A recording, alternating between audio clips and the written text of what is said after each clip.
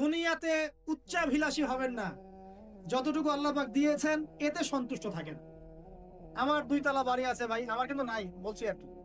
মনে করেন আমার 2 তলা বাড়ি আছে, আপনি এতে সন্তুষ্ট থাকেন। আপনার একজন স্ত্রী আছে, সন্তুষ্ট থাকেন। আপনার একটা সুন্দর ব্যবসা আছে, সন্তুষ্ট থাকেন। আপনার 1 বিঘা জমি আছে, সন্তুষ্ট থাকেন। আল্লাহ যা দিয়েছেন এতে সন্তুষ্ট থাকেন, আল্লাহ আরো বাড়াই দিবেন। অসন্তুষ্ট থাকলে আপনার মনটা অস্থির হয়ে থাকবে, কিভাবে আরো বাড়াবো আরো বাড়াবো। দুনিয়ার নেশা যাকে পেয়ে বসবে তার মন কঠিন হয়ে যাবে। দুনিয়ার নেশা যাকে পেয়ে বসবে তার মন কঠিন হয়ে যাবে। আর যার মন কঠিন হয়ে যাবে তার মনের মধ্যে মৃত্যুর ভয় আসে না। আর যার মনে মৌতের ভয় আসে না তার মনে আল্লাহর নূরও আসে না। আল্লাহর নূর যার কলবে আসে না তার অন্তরে তাসকিয়া আসে না।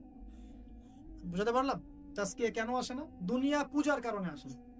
ব্যাস, যতটুকু আল্লাহ দিয়েছেন আমি সন্তুষ্ট। এটাকে কিভাবে আল্লাহর নিয়ামতের শুকরিয়া আদায় করা যায় এই চেষ্টা করতে হবে। বেশি বেশি আল্লাহর নিয়ামতের শুকরিয়া আদায় করবো ইনশাআল্লাহ, আল্লাহ পাক নিয়ামত বাড়িয়ে দিবেন ইনশাআল্লাহ। আল্লাহ বলেছেন লা ইন শাকারতুম লা আযীদান্নাকুম, তুমি খালি শুকরিয়া আদায় করো আমি নিয়ামত বাড়িয়ে দিব ইনশাআল্লাহ। আল্লাহ পাক আমাদের সবাইকে আল্লাহ পাকের নিয়ামতের শুকরিয়া আদায় করার তৌফিক দান করুন।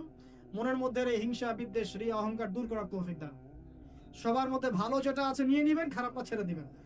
আর 2টো জিনিস বলে শেষ করে দিই, সেটা হলো অতিরিক্ত খাওয়া, অতিরিক্ত ঘুম, অতিরিক্ত কথাবার্তা বন্ধ করতে হবে। বুঝতে পারেন ভাই?